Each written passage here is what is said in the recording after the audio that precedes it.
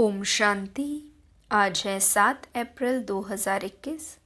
मीठे प्यारे बाबा के साकार महावाक्य सुनेंगे। मुरली का सार है, मीठे बच्चे, बाप दूर देश से आए हैं तुम बच्चों के लिए नया राज्य स्थापन करने। तुम अभी स्वर्ग के लायक बन रहे हो। मीठे बच्चे, बाप दूर देश से आए हैं तुम बच्चों के लिए नया राज्य स्थापन करने।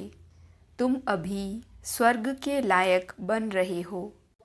प्रश्न है, जिन बच्चों का शिव बाबा में अटूट निश्चय है उनकी निशानी क्या होगी?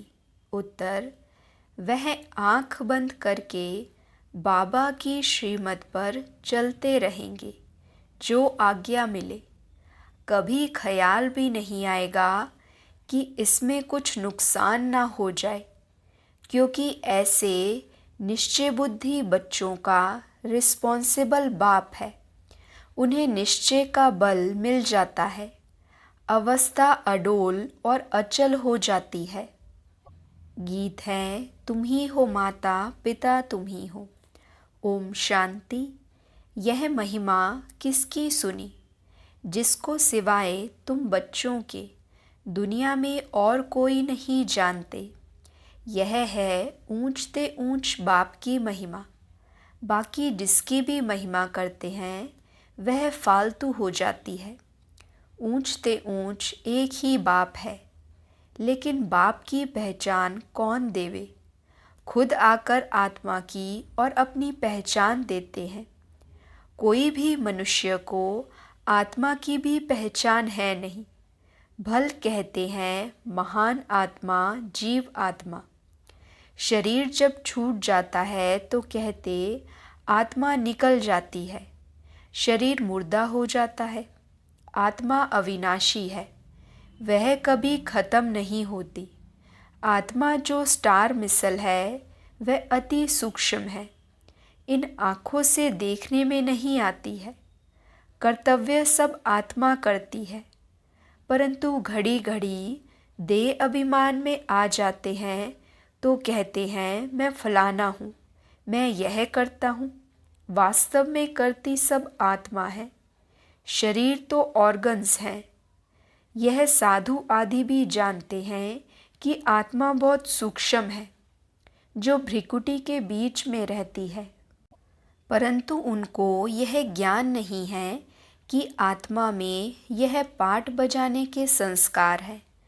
कोई कहते आत्मा में संस्कार होते नहीं, आत्मा निर्लेप है। कोई कहते संस्कारों अनुसार जन्म मिलता है। मतभेद बहुत है।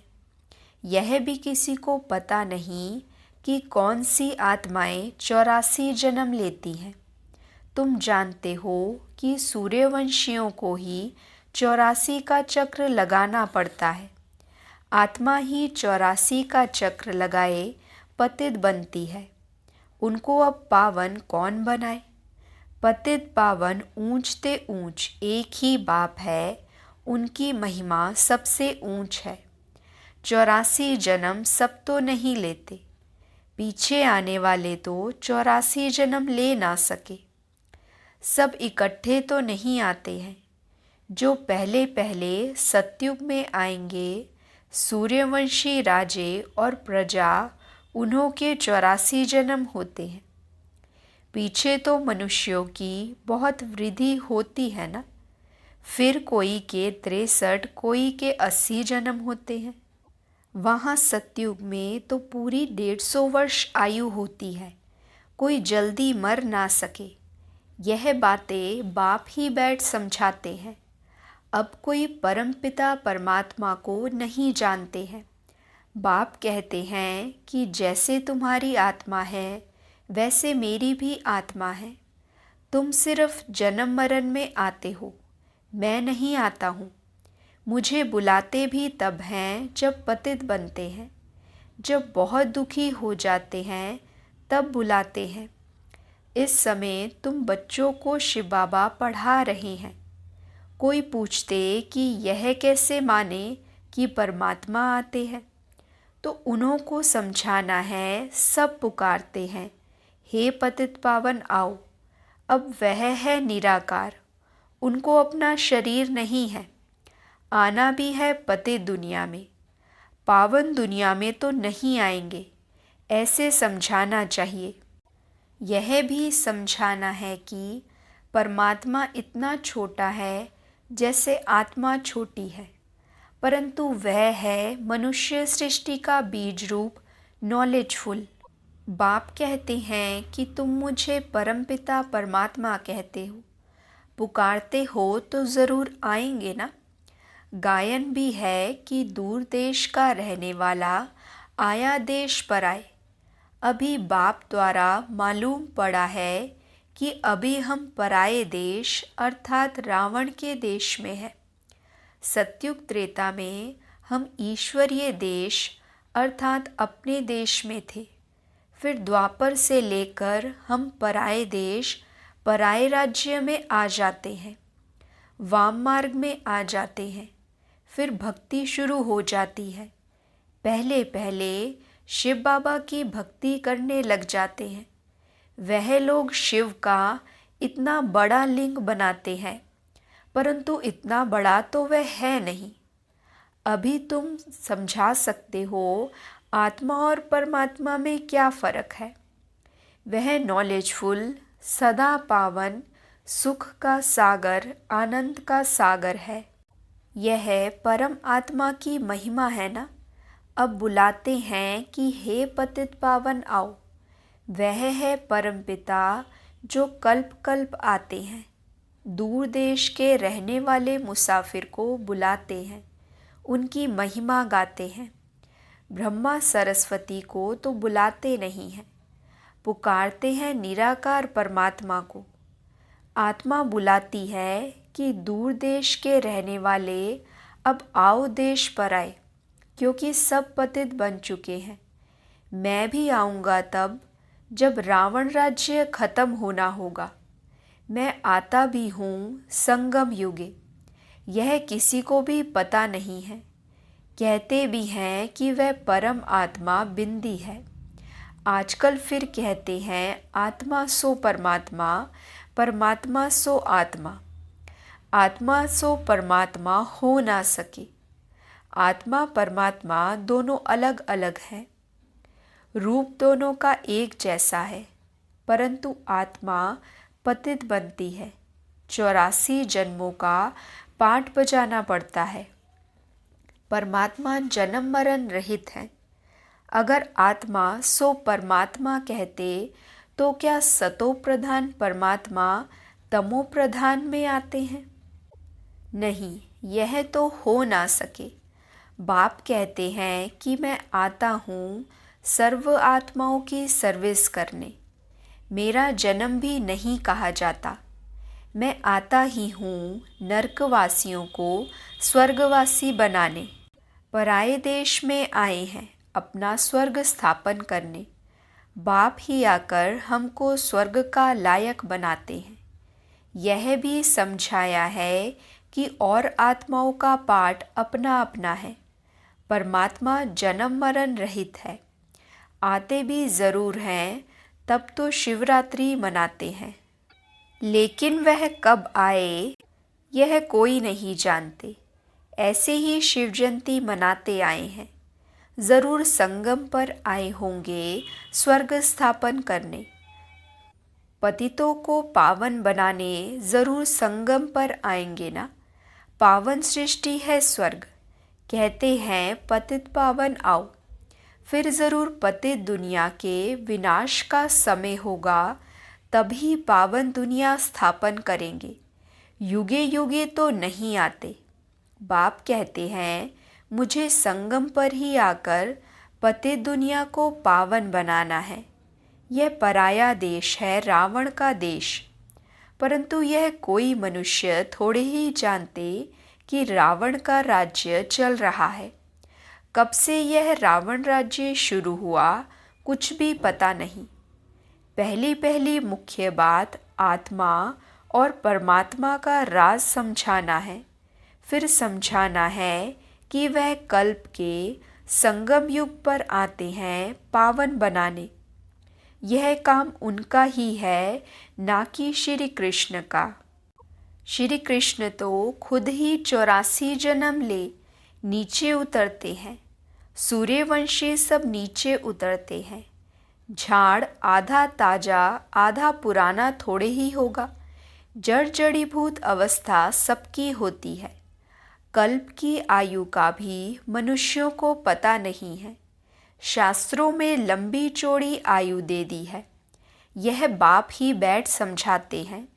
इसमें और प्रश्न उठ ना सके। रचता बाप सच ही बोलते हैं। हम इतने बीके हैं सब मानते हैं। तो ज़रूर है तब तो मानते हैं। आगे चल जब निश्चय होगा तो समझ में भी आ जाएगा।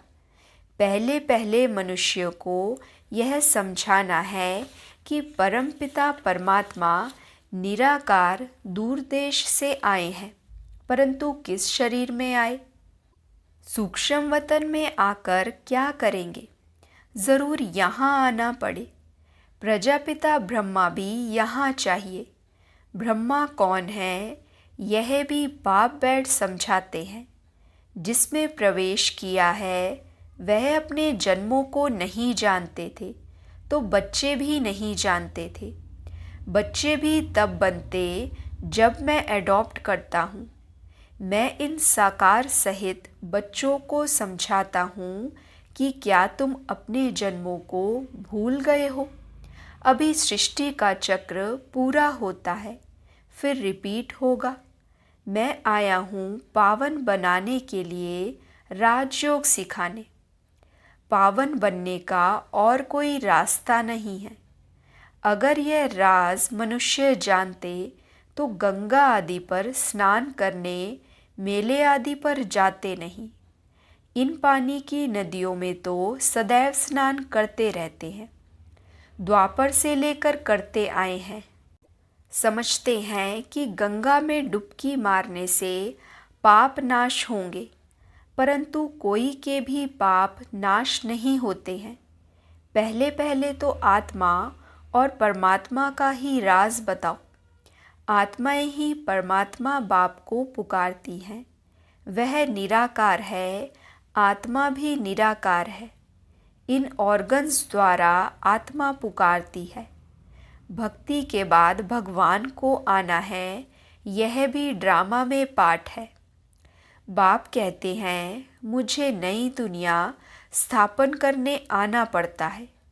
शास्त्रों में भी है कि भगवान को संकल्प उठा तो ज़रूर ड्रामा प्लान अनुसार संकल्प उठा होगा। आगे इन बातों को थोड़े ही समझते थे, दिन प्रतिदिन समझते जाते हैं।